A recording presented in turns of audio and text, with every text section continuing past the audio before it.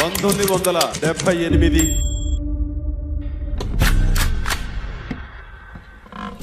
September 22 నా జీవితంలో ఒక అద్భుతమైనటువంటి ల్యాండ్ మార్క్.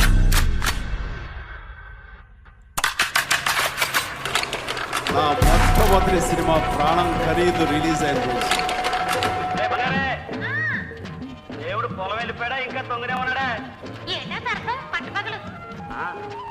ఆ ఊసరగలండి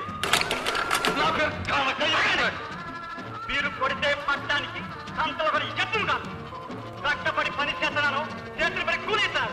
ఆ రోజు ఆ సినిమా ప్రజల ముందుకు వెళుతుంది, ప్రజలు చూస్తున్నారు.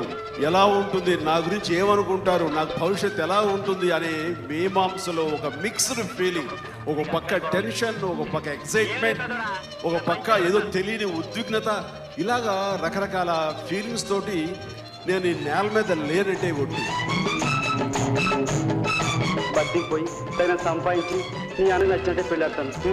వస్తానే ఓలమ్మ తిరణాల గిలక ఒగలాడి వయ్యారి మొలక, ఓలమ్మ తిరణాల గిలక ఒగలాడి వయ్యారి మొలక, ఎన్నెల్లో ఇల్లయ్యేనా చుక్కల్లో పక్కయ్యేనా, ఎన్నెల్లో ఇల్లయ్యేనా చుక్కల్లో పక్కయ్యేనా.